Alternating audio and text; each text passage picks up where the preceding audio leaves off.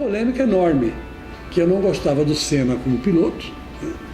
E eu chamava o Senna de pé de chumbo, de namoradinha do Brasil, e outras coisas mais. Nossa, um dia chegou um cara na redação, eu falei assim, pois não, só que é o quê? Ele falou assim, eu vim aqui matar o Chico Lang. Eu falei, o Chico Lang saiu para almoçar. O senhor vai falar com aquele senhor ali que ele... Bom, eu sou o Chico Lang aqui, trabalho na TV Gazeta, sou jornalista há 40 anos, né? Fui jornalista desde os 16 anos de idade.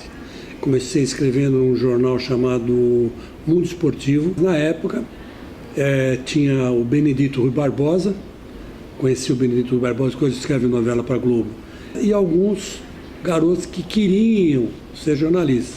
Eu entrei na Faculdade de Filosofia e Ciências de Letras da USP para fazer filosofia, e é o que eu queria fazer, né? Ser professor de filosofia.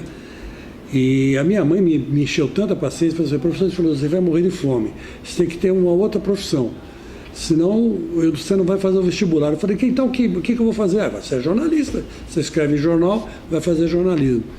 Eu sempre escrevi e sempre gostei de escrever, tive uma relação assim bastante interessante com o papel, né? Então, por exemplo, eu fui para o jornalismo escrito e comecei no Notícias Populares como repórter de polícia. Então, ali eu aprendi a desenvolver o texto, porque você ia cobrir um evento, na minha época, a periferia que pegava feio era Barueri, aqueles lá de Perus, né? Ali era um inferno, né? Morria uns 20 por dia, de crimes passionais, de briga de quadrilha, e você tinha que ir cobrir. Mas você chegava lá, você tinha acesso até uma certa altura da coisa, né? Os corpos você via, tal, o legista não dava declaração. Mas aí você chegava no jornal, você tinha uma página para escrever. Então como é que você vai fazer? Então, era um problema para você escrever.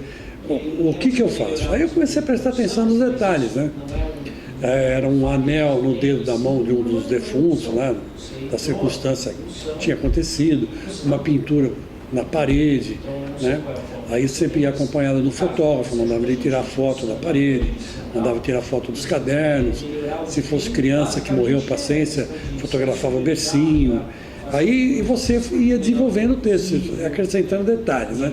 O número da casa, o número da rua, o bairro, se estava frio, se estava calor. Aí, de repente, na hora que você via, você tinha um texto quase que literário, né? Então, todo jornalista, na minha época, que começou em jornal, gostava de escrever para a polícia, porque era quase que um exercício de cada dia era um romance diferente, né? Eu, quando trabalhei em Notícias Populares, eu peguei a época do Bebê Diabo, que era uma criança que nasceu deformada em Santo André, e na época o editor era o Ibrahim Ramadan, ele teve acesso a fotos e ficou impressionado e criou uma história em cima daquilo. E como era época também, estava nascendo o movimento sindicalista e todos os olhos estavam voltados para o ABC, inventou-se o Bebê Diabo, nasceu o Bebê Diabo no ABC. Nossa, foi um fenômeno de venda, né? Vendia uma barbaridade em São Paulo inteiro. E aí cada dia tinha que inventar uma coisa para sustentar a história do Bebê Diabo. Então o Bebê Diabo foi visto pulando o telhado na casa de fulano. Aí as pessoas começaram a alucinar com o Bebê Diabo. Fenômeno, né? Vamos dizer assim, o fenômeno da comunicação na época. Notícias Populares eu fui editor de polícia, eu fui repórter de polícia, depois editor de polícia, aí fui editor de variedades internacional, eu fiz tudo um pouco. Depois de passar por tudo isso, o Dalmo Pessoa precisava de alguém na editoria de esporte, e eu conhecia esporte, já acompanhava esporte desde cedo, desde criança, né? Então eu acabei pulando para a editoria de esporte. E daí nunca mais larguei. Meu grande mentor foi meu tio, que era o Clímaco César, que escrevia para a Rádio Nacional histórias que o povo conta. Ele era o redator do Silvio Santos. Pra você ter uma ideia, eu cabulava aula para ir na Rádio Nacional, assistir o programa do Silvio Santos 7h30 da manhã, porque era escrito pelo meu tio. O Silvio Santos chegava cedinho, né, geralmente muito bem arrumado, terno e gravata, não era o Silvio Santos, dono de emissora, nada disso. Aquele jeito, clima, cadê o texto? Eu falava assim, ó, tá aqui, Silvio. Ele falava assim, eu olhava assim, vou ler na hora. Quer dizer, ele nem lia antes, um negócio impressionante. E um dia eu cheguei para ele e perguntei, professor, Silvio, me diga uma coisa, eu sou sobrinho do Clímaco, estou impressionado com a sua forma de leitura. Ele falou assim, você é sobrinho dele? É que o seu tio escreve muito bem, então é só seguir a pontuação que dá certo, ele falou. E eu sinto que hoje o cara sai da faculdade, ele não se incomoda com isso. Não, essa pessoa está superada, essa pessoa está... Não, ninguém está superado, pelo contrário. Sempre alguém tem alguma coisa para te ensinar. Inclusive câmera, inclusive sonoplasta, inclusive o cara que põe o microfone em você. Sempre tem alguém para te ensinar. E se for escrito, mais ainda. Porque o texto tem atalhos, né? A profissão tem atalhos, e você vai descobrir na prática isso aí. Eu era o único jornalista que tinha coragem de dizer que torcia para um time. Hoje tem uma porção de treinador, de jornalistas fazendo isso, mas na minha época eu era o único.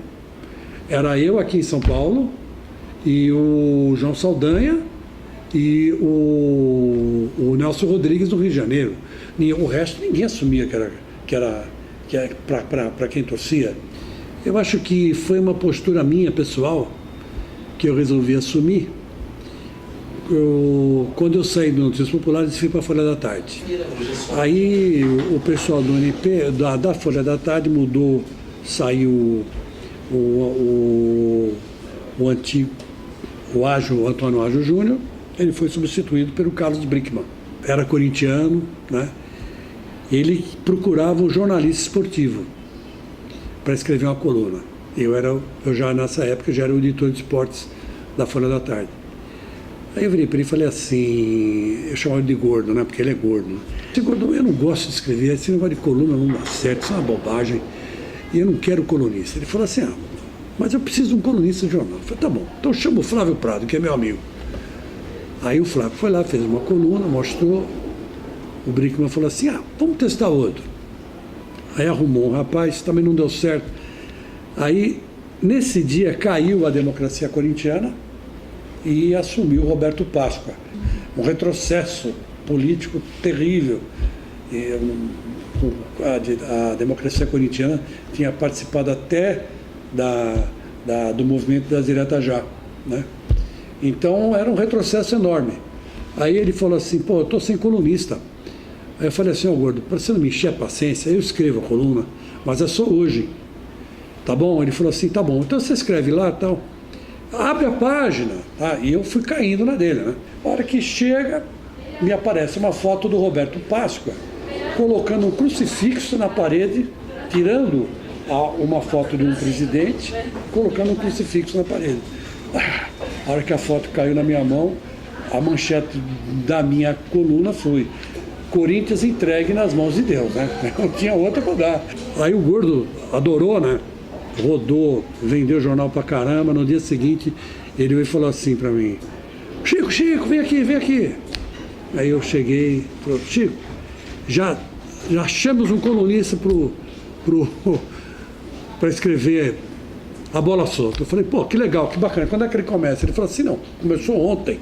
Eu falei, o quê? Gordo, peraí, que história é essa? Quem escreveu a coluna ontem fui eu. Ele falou assim, pois é, você é o novo colunista.